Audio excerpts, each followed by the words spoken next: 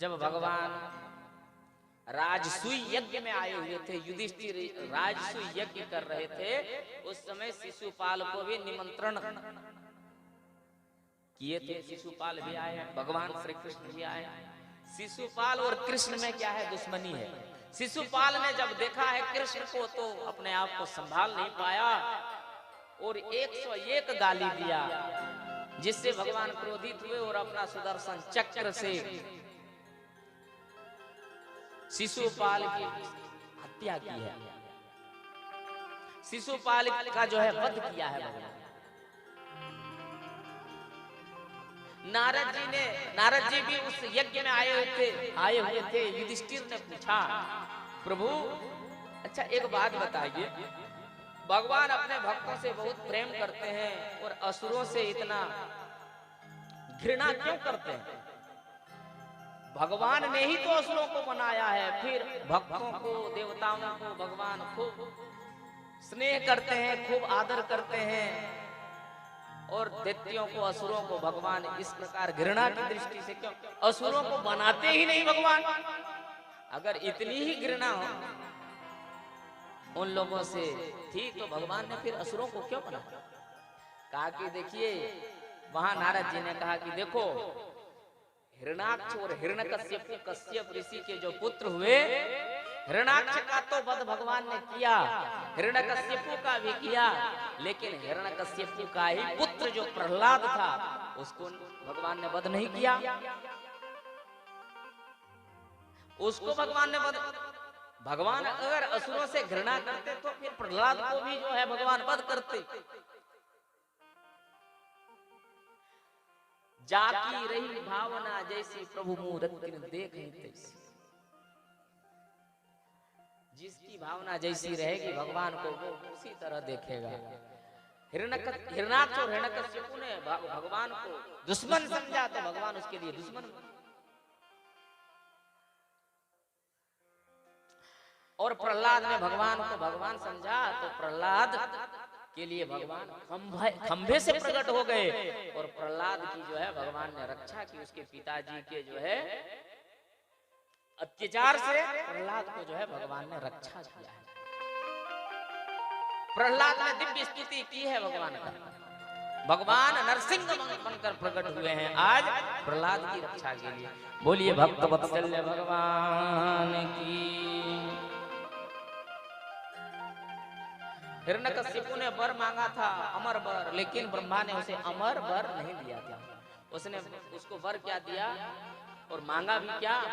मैं न दिन में मरूं न रात में मरूं, न घर में मरूं न बाहर मरूं, न आकाश में मरूं न पाताल में मरूं, न देवताओं से मरूं न असुरों से, न गंधर्वों से, न नागों से, न किन्नरों से। मेरी मृत्यु किसी से ना हो, कोई मुझे मार न, मैं किसी भी दिन में न मरूं, मैं किसी माह में न मरूं। ये वर मांगा था। जब नरसिंह बनकर भगवान प्रकट हुए और अपना गोदी में हिरण्यकश्यप को रखकर मारने के लिए जब भगवान उद्धत हुए, उस समय हिरण्यकश्यप हंसने लगा है और क्या कह रहा है? आप मुझे मारोगे?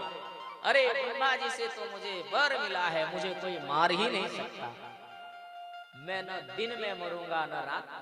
भगवान ने कहा कि न अभी दिन है न अभी रात है, अभी तो गोधूली बेला है।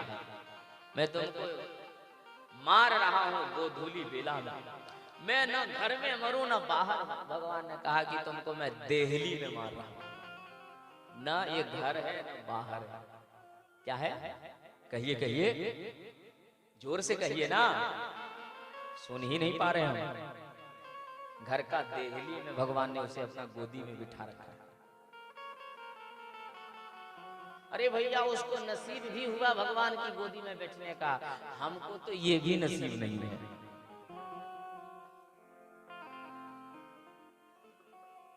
अपना उसने कहा मैं ना आकाश में मरूं न पताल में मरूं न धरती में मेरी मृत्यु होगी। कहा कि ना तुम आकाश में हो ना पताल में हो, तुम तो अभी मेरी गोदी में हो। मैं किसी भी दिन में न मरूं। कहा कि ना ये सोमवार है ना मंगलवार है ना बुधवार है ना गुरुवार है ना शुक्रवार है ना शनिवार है, ये सप्ताह का 7 दिन नहीं है, ये तो एकादशी का दिन है। ये किसका दिन है? एकादशी का दिन है।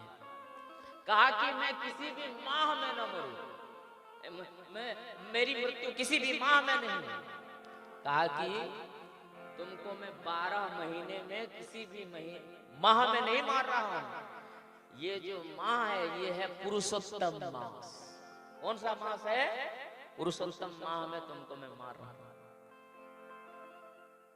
सब के सब भगवान ने याद दिलाए और अंतोगत्वा देखते ही देखते उसके वक्षस्थल में अपना नाखून को गड़ाया है और उसका वक्षस्थल को भगवान ने फाड़ा और फाड़ कर उसका जो कलेजा था निकाला और माला में पिरो कर उसने पहन लिया। और जब भगवान ने हिरण्यकश्यप को वध किया, भगवान दहाड़ने लगे।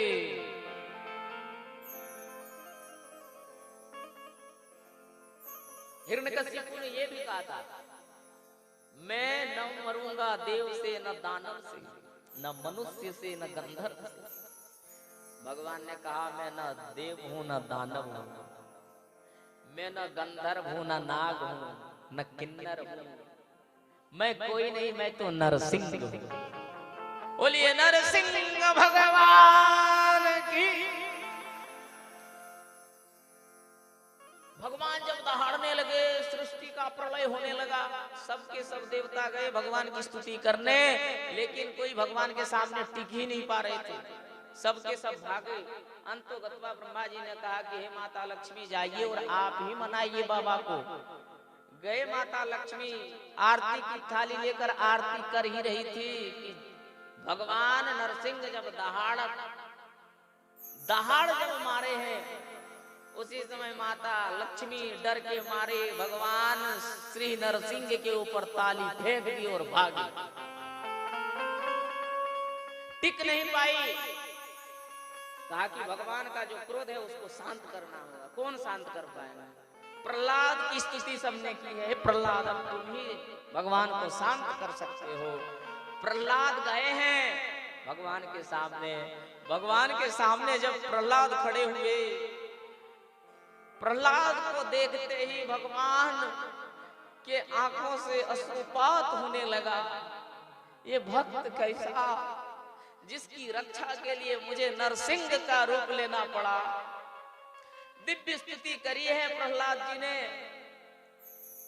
प्रहलाद जी को झट से भगवान ने अपना गोदी में उठा लिया और भगवान ने अपना जीभ निकाला है और निकाल कर प्रहलाद जी को भगवान चाटने लगे हैं। आज इस दृश्य को देखकर देवता रोने लगे। हम देवताओं का भी ये भाग्य नहीं कि मैं भगवान की गोदी में बैठ सकूं, मैं भगवान का लाड ले सकूं, भगवान से प्रेम कर सकूं।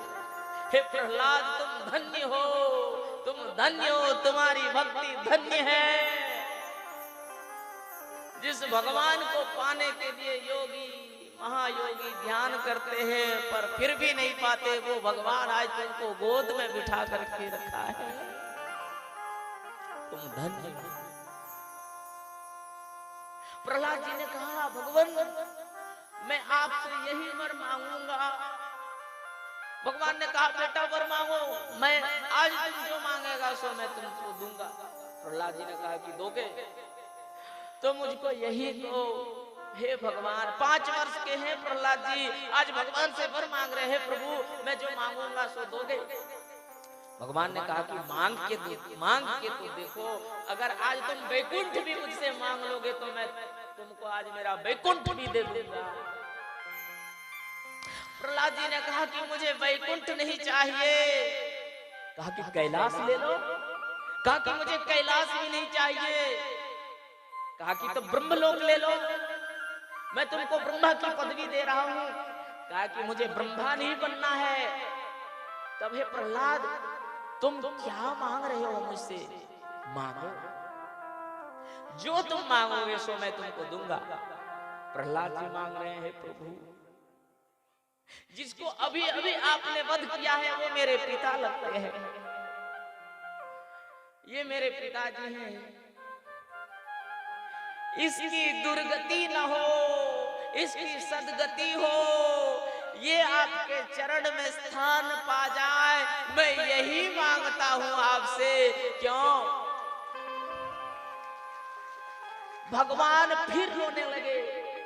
भगवान ने कहा कि अरे इस दुष्ट ने न जाने तुमको कितना सताया, पहाड़ से फेंक दिया, समुद्र में फेंका, आग में जलाने का प्रयास किया, लेकिन तुम इसकी दुर्गति की कामना नहीं करके सदगति की कामना कर रहे हो। दूसरा कोई होता तो वो इसके लिए दुर्गति मांगता, क्योंकि इसने तुमको बहुत सारी यातनाएं दिया है। कहा कि प्रभु, प्रहलाद रोने लगे। भगवान के सामने, भगवान के गोद में बैठकर प्रहलाद जी रो रहे हैं। प्रहलाद जी कह रहे हैं भगवान को, हे प्रभु, आज ये हिरण्यकश्यपु मेरे पिताजी नहीं होते, आज ये अगर नहीं होते तो मैं प्रहलाद बनकर नहीं आया होता। लाने वाले कोई हैं तो पिताजी ने ही और माता जी ने ही मुझे इस संसार में लाया है। आपने सीधे सीधे यहाँ मुझे नहीं भेजा। अगर हिरण्यकश्यपु जैसे पिता मेरा नहीं होते तो आज नरसिंह के रूप में मेरा भगवान को मैं नहीं पाता।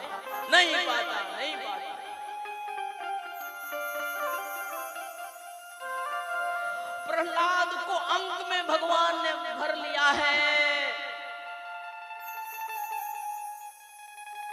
और प्रहलाद को खूब आदर किया है भगवान ने। बेटा, मैं तो ऐसे ही बात बना रहा था, तुम्हारा जो पिता होगा वो कोई साधारण नहीं हो सकता। अरे दुश्मनी भी अगर कोई मुझसे करता है तो वो साधारण नहीं हो सकता। मैं तुम्हारे पिताजी को दुर्गति कैसे प्रदान करूं? दिव्य स्थिति की है प्रहलाद जी ने। बोलिए भक्तवत्सल्य भगवान की। सप्तम स्कंद की कथा यही विश्राम है।